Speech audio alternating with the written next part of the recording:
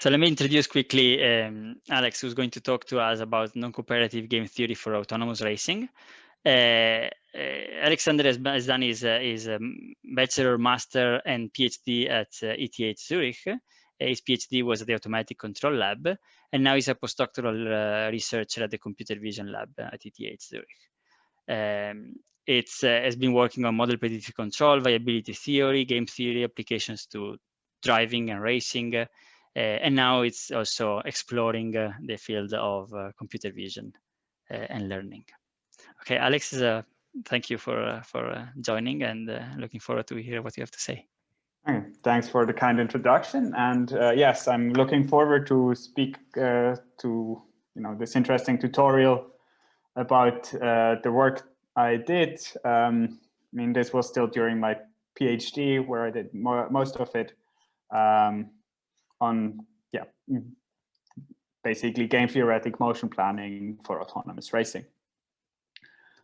So let's start with kind of a motivation and differentiation between autonomous driving and autonomous racing. So autonomous driving is a huge research area. It's active since the 1980s, and the research is done both in industry and academia. And the most successful companies are driving Waymo, for example, drove over 20 million miles autonomously on public roads by now. And kind of, for me, I would say that the really challenge for it is kind of taking safety critical decisions, especially when the environment is uncertain. So when you have other cars around you which behave in a hard to predict fashion. This is actually also a problem where game theoretic motion planning is a nice application to. But what I will talk to you today is kind of my work on autonomous racing. Autonomous racing is much less studied than autonomous driving. And really the goal there is to drive as fast as possible around the racetrack. So there is a very simple and clear definition of what the goal is. And for, over the years, kind of the experimental platforms changed a bit. At the beginning, I would say, most people did it using miniature race cars, as the work I will show you. And then more and more kind of full-scale competition showed up. So there is the Formula Student driverless competition, which I was always also involved in over the last years, where Zurich actually has very nice results as well. And then other competitions showed up, such as Robo Race, and then most recently, I would say, in the autonomous. Now, as a difference to autonomous driving, really in autonomous racing, we have a more structured environment. You have really one racetrack. There is no, there are no complicated road networks or things like that. But this environment is very competitive. So, cars try to overtake you, you try to block them, and so on. And to really succeed in autonomous racing, I think you need to solve kind of 3 challenges. The first one is you need to drive as fast as possible. If you're driving too slow, you will not win because someone will be faster. And kind of from a technical perspective, this translates to motion planning for highly nonlinear systems.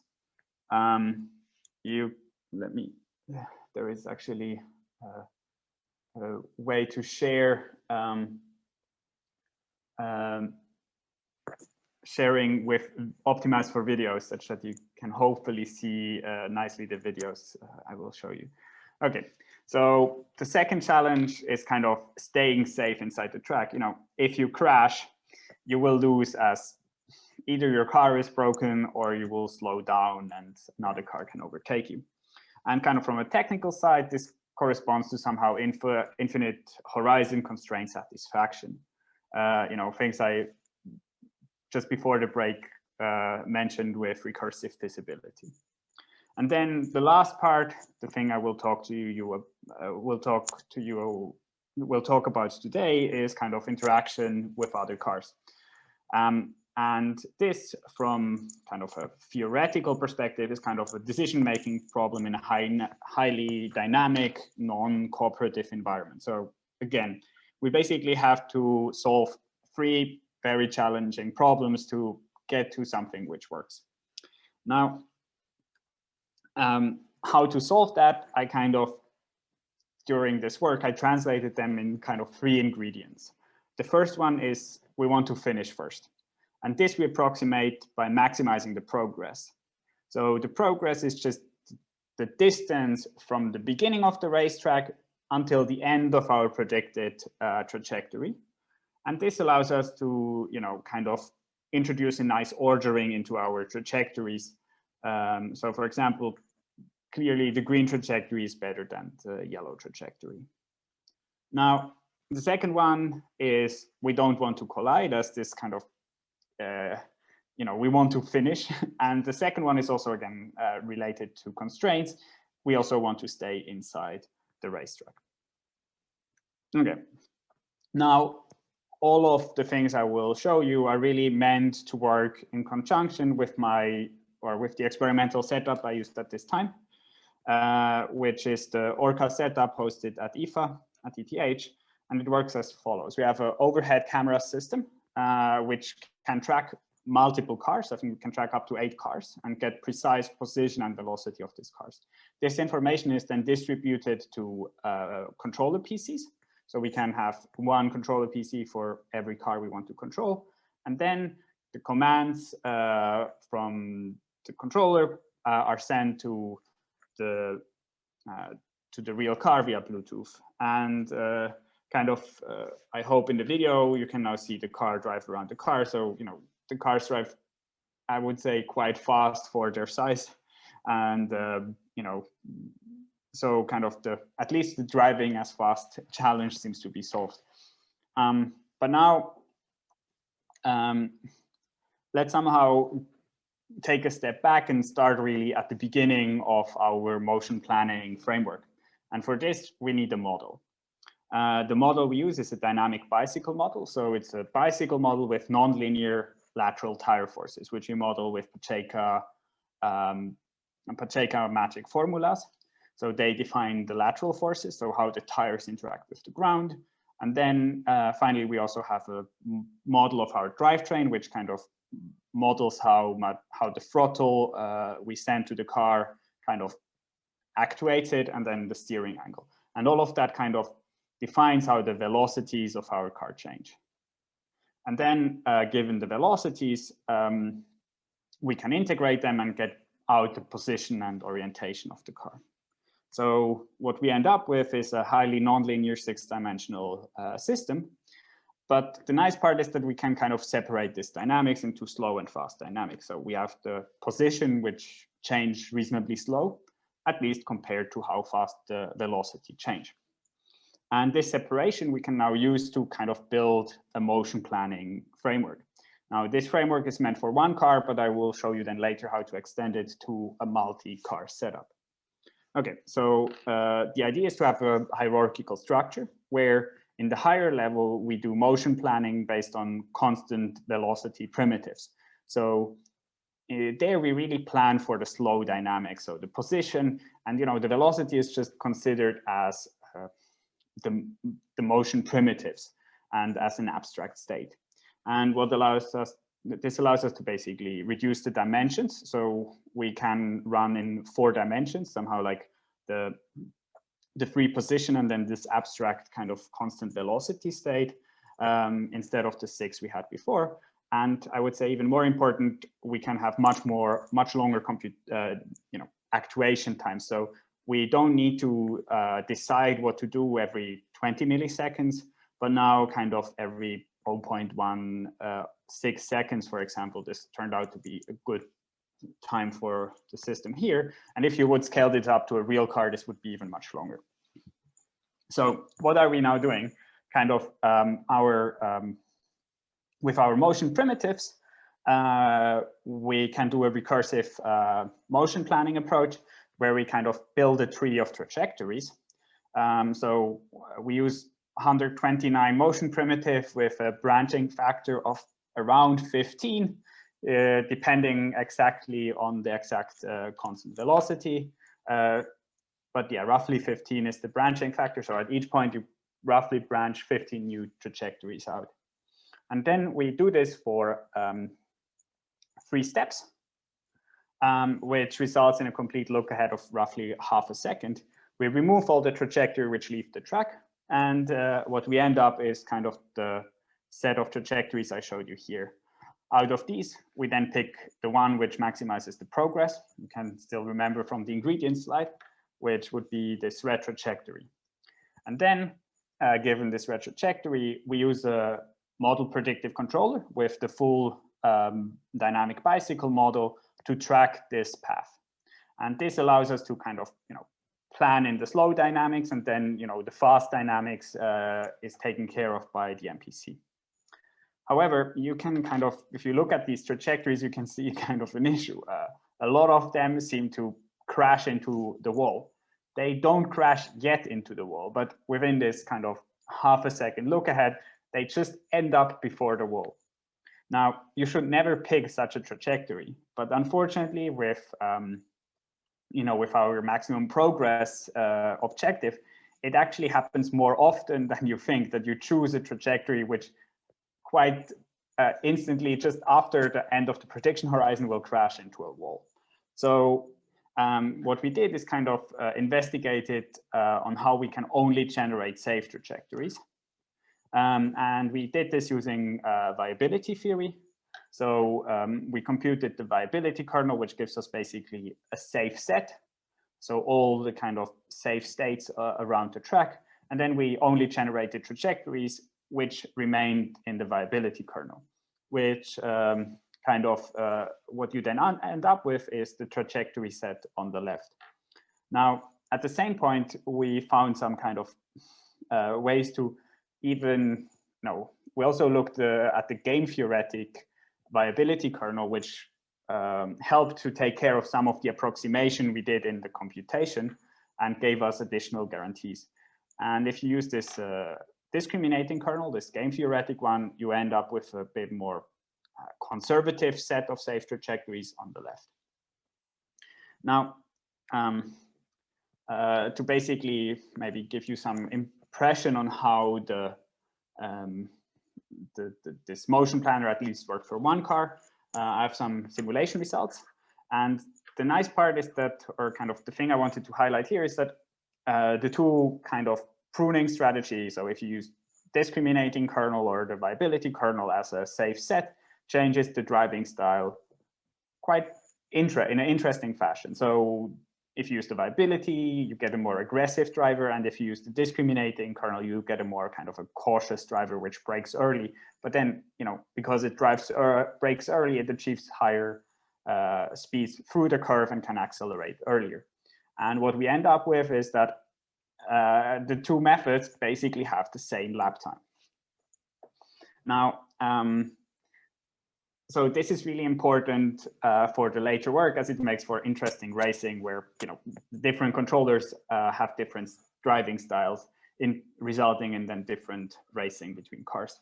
And just to highlight, if you don't use any of these kind of viability kernels, it still works, but actually the lap times are slower. And because you generate way more trajectories, you also spend much more computation time, or the computation time becomes much higher. So some nice side effect of proving safety. So given this kind of single agent motion planner, let's now think how we can merge it into a multi-agent game theoretic planner.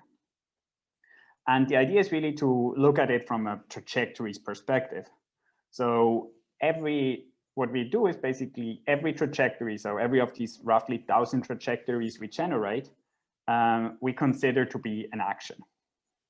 So each trajectory gets its own payoff, and then each, this payoff does not only depend on its own decision, but also on the decision of the other cars.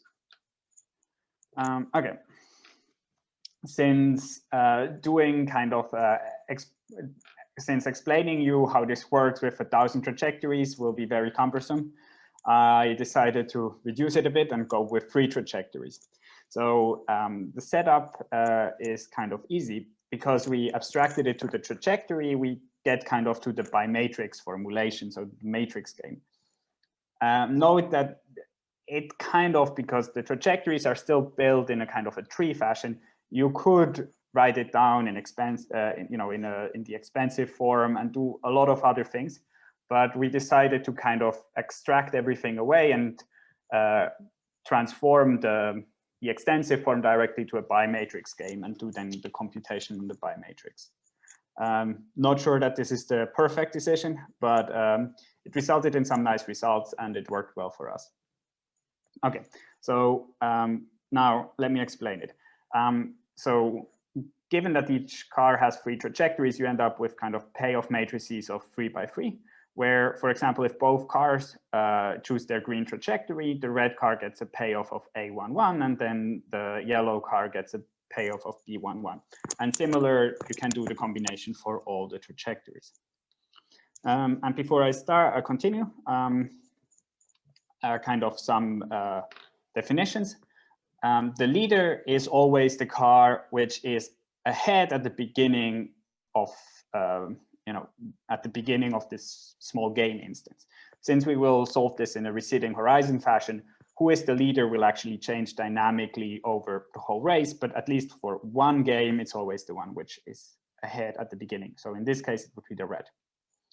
And then kind of, just because I will use this later, I consider a trajectory pair to be feasible if both trajectories stay inside the track and they do not collide. So the natural definition of a kind of a feasible trajectory.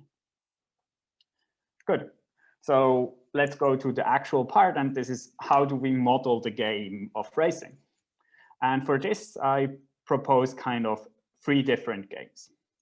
The first one is the sequential game, where we really exploit the leader-follower structure of racing. So kind of the guy ahead is the leader and the one in the back is the follower.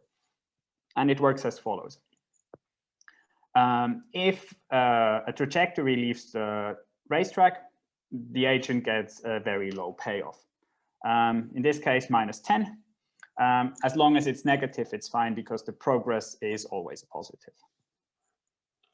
And now, kind of for the leader will get a payoff depending on its progress, as long as it stays inside the track.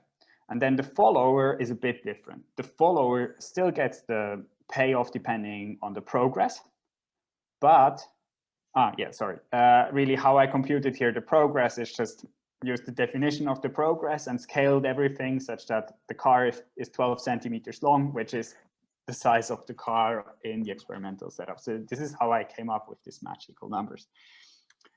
But yes, let's go now to the follower, the yellow car.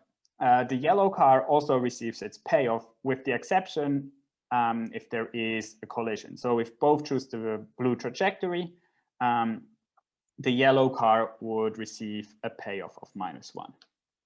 Good.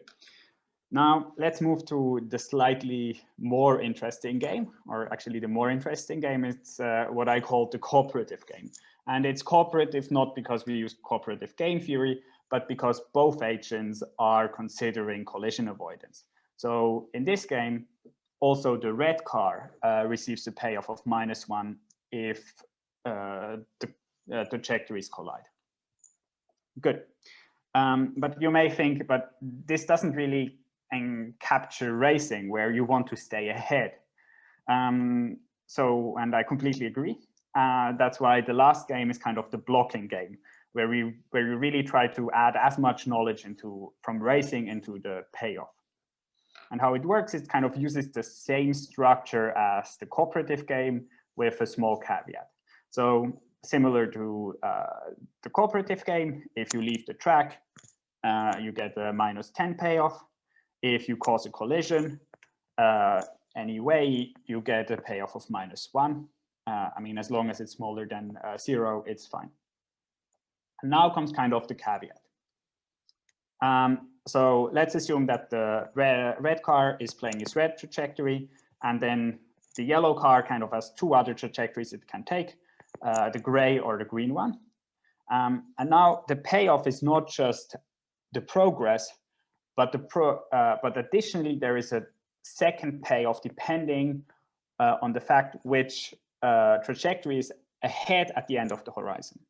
So if the yellow car chooses the gray trajectory, the yellow car is ahead at the end of the horizon. So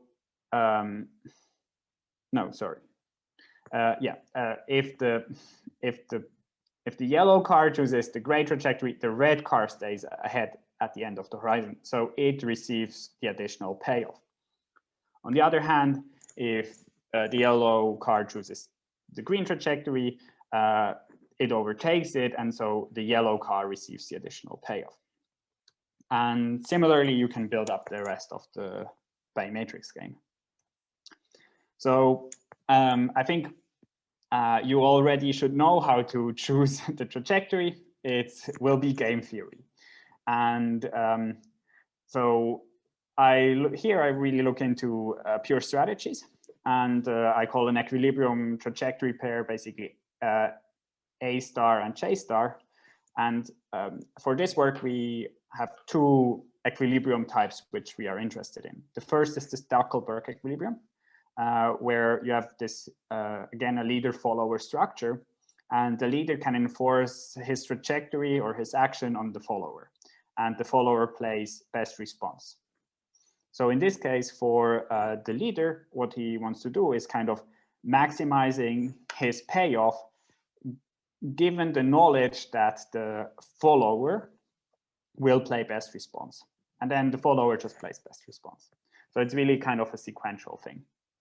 And then the other one is the classical Nash equilibrium, where none of the player benefits from unilaterally changing the trajectory. Okay, so how does this look if we apply these equilibrium concept to our games? So let's start with the sequential game. And I have to be honest, it's not really a game, because the decision of the leader of the red car do not depend on the decision of the other car. So whatever the yellow car is doing, it doesn't influence the decision of the follower. So we can use a sequential maximization approach, where the red car just does what is best. In this case, it would be going straight and picking the blue trajectory. And then the follower just kind of plays a best response, which would be the green trajectory. Now, what's interesting is that this trajectory pair is also a Stackelberg equilibrium and even a Nash equilibrium of the more complicated cooperative game. I mean, you can easily see that it's a Nash equilibrium, for example, because neither the blue agent, neither the red agent would like to deviate, as otherwise it could only get 0.83 or -10. And for the blue agent, for the yellow agent, it would also not benefit. Now, there is an interesting kind of addition to the Nash equilibrium, and there is actually a second one, where kind of the opposite happens, where the leader avoids the best trajectory of the follower. And if you would look at more complicated games, there would be even way more Nash equilibrium. Okay, so this kind of allows us to kind of get this interesting theoretical point. So if the sequential game is feasible, so if this sequential maximization approach is feasible, then this is also an equilibrium of the cooperative game. However, and this really shows kind of the link to, this gives a nice link to what most people do in motion planning, where they predict the behavior of the other cars and then plan according to these trajectories. And kind of in this limited or in this kind of theoretical boundaries of what we look from discrete decisions and so on, this kind of idea, this first predict and then plan, corresponds to a Nash equilibrium of even a more complex game. Good. Now, there is a second theoretic caveat, and this is somehow the limitation of the sequential game. So in the cooperative game, we can prove that if there exists a feasible solution, this feasible solution will be chosen either by the Nash or the Stackelberg equilibrium. But on the other hand, if the sequential maximization is not feasible, then the sequential game will not have a feasible solution. Okay. Now, Before I move to the blocking game, let me maybe explain what I mean with blocking trajectories. So if we would do what we did before, let's say the sequential maximization approach, the red car would choose its blue trajectory, and then the yellow car could overtake it. Now, what the red car could do is kind of choose the green one and force the yellow car to avoid it and take a longer route, which allows the red car to stay ahead.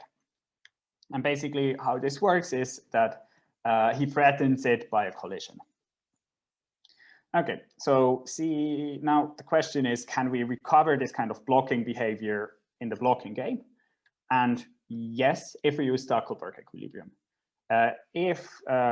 So basically theoretically said, if there exists a trajectory pair which is kind of a blocking trajectory pair, and the stay ahead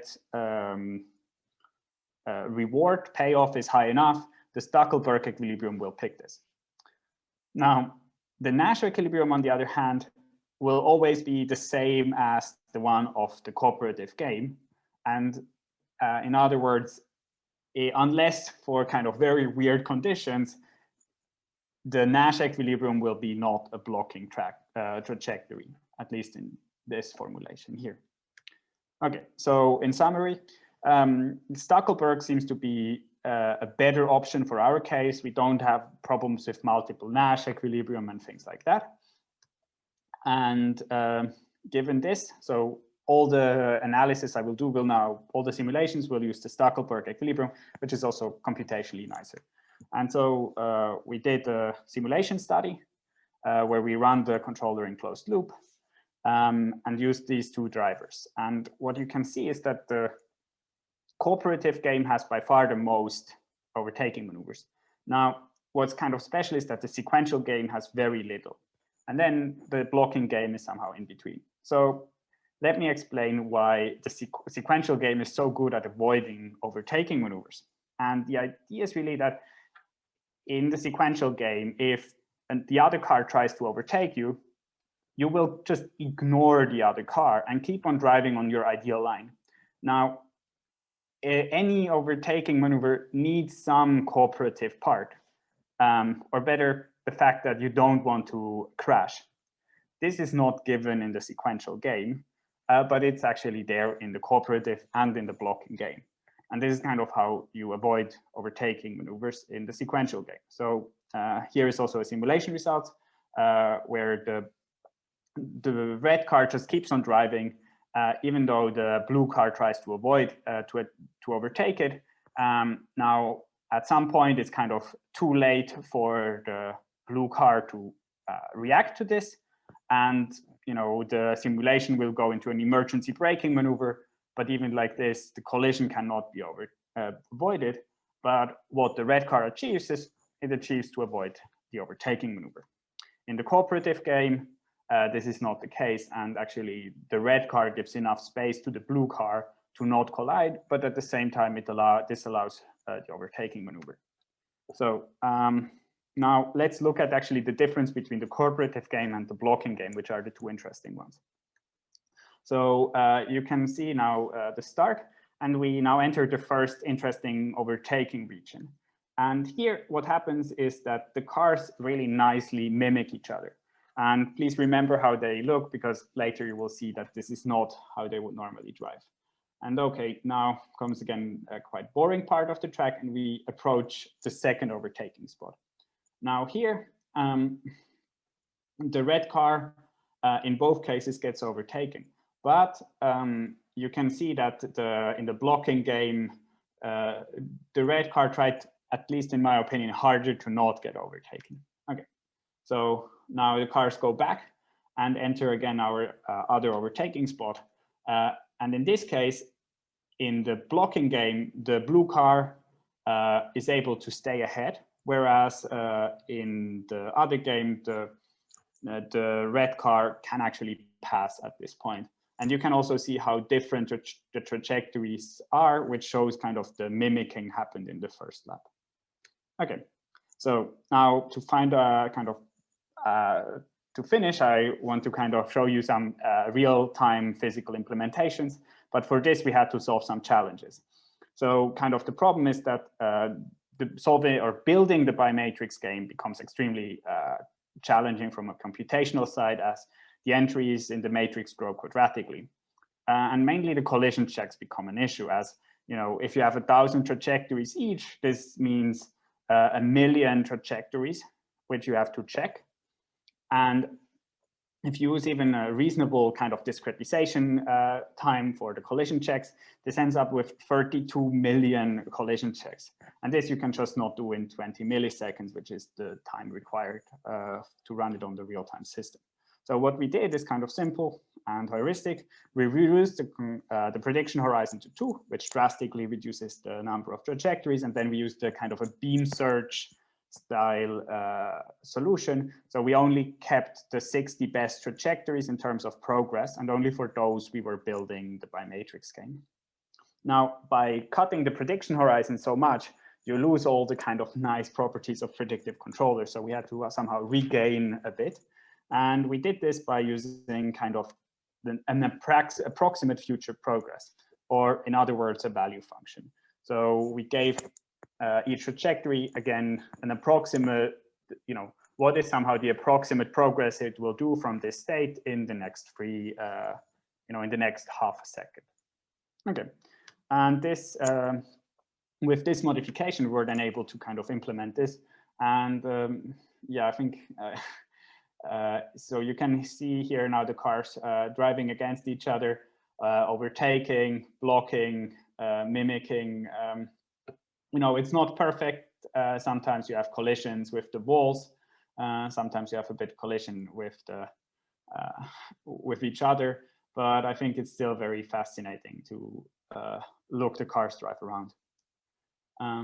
Okay, so with this, I think it's time to end. And what I showed is, or better, I showed you kind of complete autonomous racing pipeline, where we had different behaviors, both from the kind of viability kernel we used, but also from the game we used. We also got some interesting insights into kind of the non-corporate decision making. And I think the thing for me, the biggest takeaway is that doing sequential methods works well most of the time, but it fails exactly at the point where you don't want it to fail. So where you have the most interaction, these methods will fail. And then kind of in future work, one thing is kind of making the real-time implementation more reliable. So, potentially consider the uncertainty such that cars are not going that close, using kind of more sophisticated ways to learn the terminal value function. And finally, implement it on a GPU. At the moment, this is implemented on a CPU from, I think, 2013. So yeah. And then other ways to improve would be kind of do model learning for the MPC, which could make the driving just a bit better. And then the last work, which is maybe a bit of a different direction, but something I'm currently working on and I'm quite excited about, is kind of figuring out how we can learn how the opponent behaves directly from large-scale data sets. And this can be especially important not for autonomous racing, but for urban driving, where behaviors are much more diverse. Okay, thanks a lot, and I'm open to questions. Thank you, Alex. Thank you for the great talk. Do you have access to the document, to the Google Doc? So I think there were. So let's start from the. I have. I just found out that I have another laptop next to me. It's fine. I can. But yeah, you can also read them to me. I'll repeat them also for the recordings. So the first question is about, let's say, your experimental setup, and they're asking what's the approximate delays in the entire loop. Here, they are asking that they assume it's significant in the Bluetooth part. It is significant. So as I said, the computation time is about 20 milliseconds, and the delay is roughly between 30 and 40 milliseconds. So this includes kind of what we did is we did a simple delay experiment. So we toggled an LED on the car. So no, we sent a command to toggle an LED on the car, and then we recorded how long does it take until kind of the controller PCs receives the information that this LED was toggled. So it's quite significant, and you need to have sophisticated delay compensation methods. So we use a special Kalman filter for delay compensation in here. If you want to know more, I think I described quite a bit of these details in my PhD thesis, which is publicly available on the ETH server. Okay, thank you. Did you take any special, let's say, workaround in the multi-agent setting to deal with this? No, actually not. I mean, one thing which made it harder is that I don't know the exact inputs the other cars used. There were kind of some approximate methods to kind of guess what is the low-level input sent to the cars to do these computations. So this added a bit of complexity, but otherwise, no, it was basically the standard approach. Okay. So the second question regards the cooperative game formulation, if you can clarify it a bit, because here they are asking whether it's actually a cooperative game. No, I mean, it's a non-zero sum by matrix game, and we solve for, the solution we at the end take is the Stackelberg equilibrium or the non-cooperative game. So really, what we wanted to highlight with cooperative is that both cars care about collision avoidance. So the moment basically the cooperativeness comes in, the moment the sequential maximization is not feasible anymore, game theoretic planning gives you, even if you solve for a non-cooperative solution, which means that the decision process is not, basically non-cooperative in the sense that I can run this on two PCs and both PCs will end up with the same solution. So I don't need any communication between the PCs. I can use kind of Nash or Stackelberg equilibrium, and in that sense, it's non-cooperative. But the behavior I get out of it is cooperative. So both cars try to avoid a collision. So if one of them maneuvers itself into a situation where it cannot avoid the collision, then the other car will basically help avoid the collision. This is really what I wanted to show with the difference between the sequential game and the cooperative game. And this is also what I kind of like the most out of these game theoretic motion planners, as we can get these very elaborate behaviors out of them. Thank you. I see. Then there's another question saying, can you apply your optimization algorithm on a MBD vehicle model? Is your solution working for real-time simulation? So here I'm not 100% sure by what they mean by MBD, to be honest. Me neither, to be completely honest. So if yeah, the whole thing starts to be real time once you take all the kind of tricks I used for the real time implementation. So really, to make this stuff real time, you need to use quite a lot of tricks. I mean, maybe the best thing to do would run it on a GPU, which we did it once for the single agent case, and there it gave us a speed up, I think, of a factor of 60 or 70 compared to a CPU. So yeah, running that stuff on a GPU would definitely help a lot. But as it is, at the moment, real time is really one of the big issues. Okay.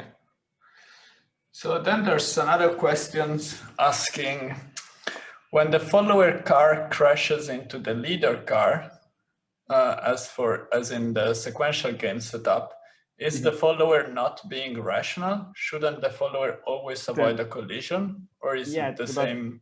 There's some noise. Exactly. The problem is kind of recursive feasibility. So at the moment the car decided to dive in and try to overtake, everything looked fine. And this decision was kind of better than staying behind. Now, the problem is that this decision neglected that then in the future, once both cars move further,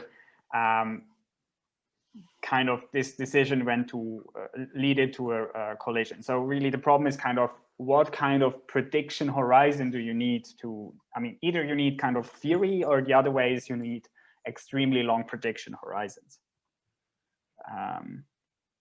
So yeah, this is kind of the issue. The one you base the controller decides to overtake at the point where, you know, just because that's how finite horizon planners work. You can take two kind of, you know, in the finite horizon, it's the right thing to do, but in the infinite horizon, it's actually the wrong thing to do. Okay. And then after that, the follower cannot avoid the collision by itself anymore. Just imagine kind of, you know, that this is what I try to show with this example here. You know, once, I mean, also in Formula One, once a car starts to do an overtaking maneuver, you know, the other car needs to cooperate with it. And, you know, if the leader car would just close the door, nevertheless, what the other car is doing, you know, it would result in a collision. That's basically somehow the issue. Okay, I hope this explained it a bit. It's yeah.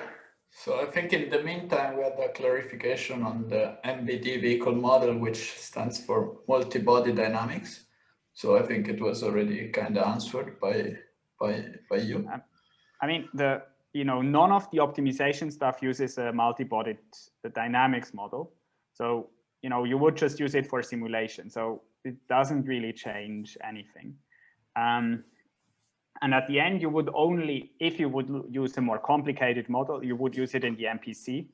And there, actually, I kind of have some works where we show that you can use much more complicated models than the one I used in the MPC. This is work with Tommaso Novi. I don't know if he's actually joining. He's also maybe joining the workshop. So yeah. Okay. Alessandro, without breaking the flows of questions too much, I have a quick follow-up question on the question about crashes, right? Mm-hmm. So if you look at the very last video you showed at the very end, there were a couple of maneuvers that are not allowed in Formula One, yeah. Like, you know, making the follower crash on the wall so that it doesn't pass. That's, you know, at least in theory, that would be something you can encode, right? If you have rules for the game, like, at least if you're able to tell, given the trajectories, whether they are legal or not, yeah, you could also add that.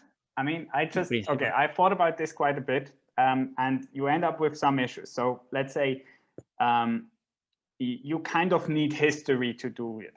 So let's assume, okay, in Formula One, you're only allowed to change your you are only to do one defensive move. So I can kind of encode that in my future trajectory, I only want to do one defensive move. But now, if I play the game in a receding horizon fashion, I did the first move already. And if I don't consider this in my state or my history, then I don't know that I already did a defensive move, and I'm actually allowed to do one more.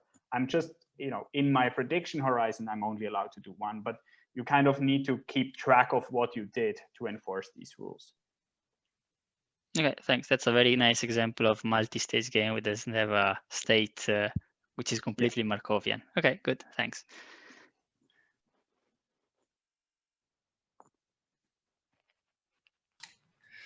All right, then where were we?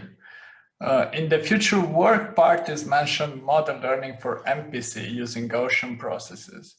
Yes. Would a black box model learning algorithm, example given Cindy, be a plausible approach? I I mean, I don't know exactly, Cindy. I know my work we did on model learning for MPC. And there we actually use this kind of mix between physical dynamics and then learning kind of a correction term with machine learning tools. And this worked extremely well. So basically, this is not related to Gaussian processes. We did it with Gaussian processes, but since then I also looked at it from using some multi-layer perceptrons and things like this. And that all works nicely. Using kind of a black box tool, in my opinion, is kind of, I tried it once and it failed completely. Basically, the problem is that because you use an optimizer and a very, very strong optimizer in nonlinear model predictive control, it kind of can go and exploit any error in your model. So if there is kind of a weird combination of inputs which would allow it to drive the car with 3 times the velocity, the optimizer most probably will find it. And then, you need to be extremely careful to kind of about, you get very limited amount of data. I mean, you can potentially get a lot of data, but all the data kind of is, in your, let's say, if you think about your 6-dimensional space for your vehicle dynamics model, it's all, the data you get is not distributed all over the whole state space, but it's really distributed in very narrow regions in this state space. So once you leave the kind of data support, your model is completely off. So this is something you need to be careful of. I don't know about Sandy, but yeah. I mean, if you're interested on what we did, there is a paper on learning-based model predictive control for autonomous racing, which you also apply to, I mean, actually the small cars here, and then also a Formula Student car. Okay, thank you. And the last question is, how is it possible to increase the number of agents in your experiment or increase the number of trajectories?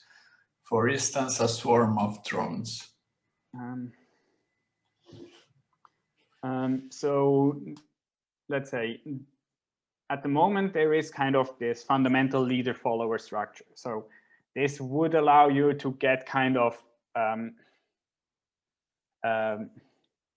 you could kind of try to do it sequentially. So, you first play the game between the first 2 cars and then the next 2 cars and the next 2 cars. Like this, you get something which at least scales as it, the decision grow linearly. Theoretically, you could, of course, throw in everything into kind of, try to, I don't know. I mean, if you maybe use different tools than biomatrix games, maybe some variational tools and things like that. But yeah, the method I was thinking about when I thought about it is kind of a sequential approach, as this would scale better than others. But yes, the decisions are not necessarily optimal.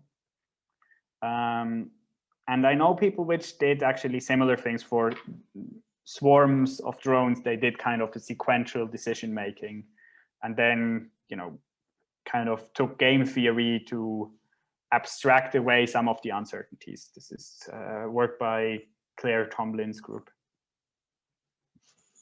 But yeah, it's not, my method is very much not easy to extend to, I already run into computational issues with the setup, with what I showed here. Extending it to more complicated stuff will be computationally at least very hard.